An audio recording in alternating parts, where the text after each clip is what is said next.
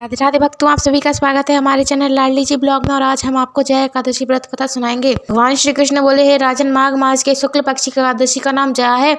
इस एकादशी का व्रत करने से मनुष्य ब्रह्महत्या जैसे महापाप से मुक्त होकर अंत में स्वर्ग को प्राप्त होता है।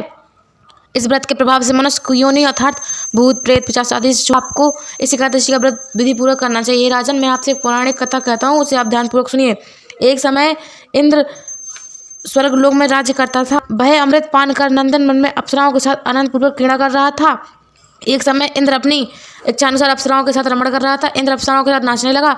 वह गंधर्वों में प्रसिद्ध पुष्पवदन समेत सभी गंधर्व गा रहे थे। वहाँ चित्रसेन और उसकी स्त्री मालिनी भी थे।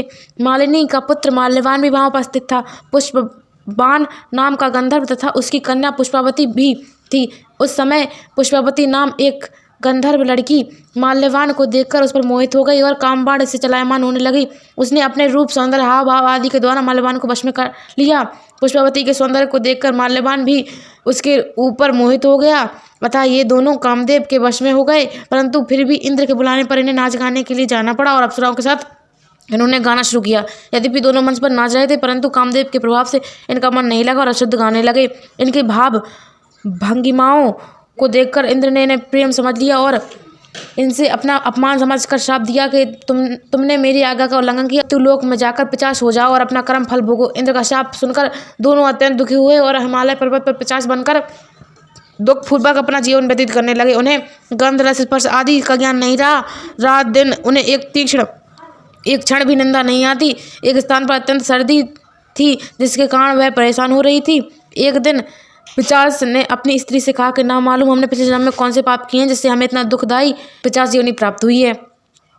पिशाच योनि से तो नरक का दुख सहना उत्तम है। इस प्रकार का विचार करते हुए वह काफी समय व्यतीत हुआ। दैवयोग से एक दिन माघ मास के शुक्ल पक्ष की जया नाम की एकादशी आई।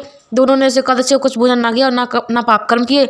उस दिन केवल फल फूल खाकर ही दिन व्यतीत किया और महान दुख के साथ पीपल के वृक्ष के नीचे बैठे। उस समय सूर्यास्त होने जा रहा था। वह रात्रि इन दोनों ने दूसरे से सटकर बड़ी कठिनता से व्यतीत की और सर्दी के समय उनको रात्रि में निंद्रा भी नहीं आई। दूसरे दिन प्रातः काल होते ही भगवान की कृपा से इनकी पिशाच देह छूट गई और अत्यंत सुंदर अप्सरा और गंधर्व का देह धारण कर तथा सुंदर स्त्री वस्त्रों तथा आभूषणों से अलंकृत होकर स्वर्गलोक को चले गए।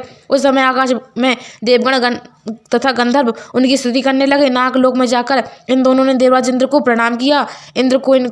इंद्र को भी इनको अपने प्रथम रूप में देखकर महान आश्चर्य हुआ। वह उनसे पूछने लगा कि तुमने अपनी पिशाच देह से छुटकारा कैसे पाया, सो बताओ। इस पर माल्यवान बोला कि हे देवेंद्र, भगवान विष्णु के प्रभाव तथा जया एकादशी के व्रत के प्रभाव से हम लोग पिशाच योनि से मुक्त हो गए। इंद्र बोले, हे माल्यवान, एकादशी का व्रत करने से तथा विष्णु के प्रभाव से तुम लोग पिशाच देह को छोड़कर पवित्र हो गए। और ऐसा जानकर इंद्र ने कहा कि अब तुम पुष्पवती के साथ जाकर सुखपूर्वक विहार करो। हे युधिष्ठिर, इस जया एकादशी के व्रत को करने से समस्त कुयोनियां नष्ट हो जाती हैं। जिस मनुष्य ने इस एकादशी का व्रत किया है उसने मानो तप यज्ञ दान आदि किए हैं। जो मनुष्य भक्तिपूर्वक जया एकादशी का व्रत करते हैं वे अवश्य ही सहस्त्र वर्ष तक विष्णु लोक में निवास करते हैं। यदि आपको वीडियो अच्छी लगी हो तो चैनल को सब्सक्राइब करें, वीडियो को लाइक करें और ज़्यादा से ज़्यादा शेयर करें। राधे राधे।